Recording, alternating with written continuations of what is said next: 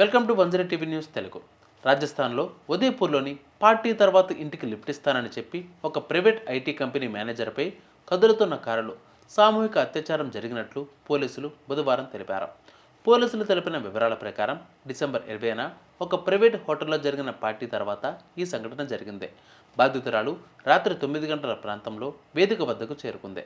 Party తెల్లవారుజామున 1 గంట 30 నిమిషాల వరకు కొనసాగింది. అతిథులు వెళ్ళిపోవడం ప్రారంభించడంతో ఆ మహిళ అక్కడే ఉండిపోయింది. కంపెనీ సీఈఓ, ఒక మహిళా ఎగ్జిక్యూటివ్ హెడ్ అలాగే ఎగ్జిక్యూటివ్ భర్త తనను ఇంటికి దింపడానికి ముందుకు వచ్చారని ఆమె ఆరోపించింది. మహిళా ఎగ్జిక్యూటివ్ హెడ్ ఆ మహిళను తన కారులో తీసుకువెళ్లారని, ఆ కారులో ఆమె భర్త సీఈఓ అప్పటికే ఉన్నారని పోలీసులు తెలిపారు. మార్గం మధ్యలో వారు ఒక దుకాణం నుండి ధూమపానం చేసే సామాగ్రిని కొనుక్కుని ఆ మహిళకు ఇచ్చారు. ఆ కారులో తిన్న తర్వాత ఆమె స్పృహ కోల్పోయిందని ఆరోపించారు. బాధితురాలు మాట్లాడుతూ తాను పాక్షికంగా స్పృహలోకి వచ్చినప్పుడు సీఈఓ తనను లైంగికంగా వేధిస్తున్నాడు అని, ఆ తర్వాత 3 నిందితులు తనపై లైంగిక దాడికి పాల్పడ్డారని ఆరోపించింది.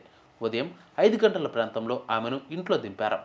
పూర్తిగా స్పృహలోకి వచ్చేసరికి చెవిపోగులు, సాక్స్ అలాగే లోదుస్తులు కనిపించలేదని, అలాగే ఆమె ప్రైవేట్ భాగాలపై గాయాలు ఉన్నాయని గమనించింది.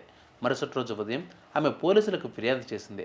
తర్వాత పోలీసులు 3 నిందితులను, కంపెనీ సీఈఓ జయేష్ సహా నిందితులను, గౌరవ్ అతని భార్య శిల్పను అరెస్ట్ చేశారు.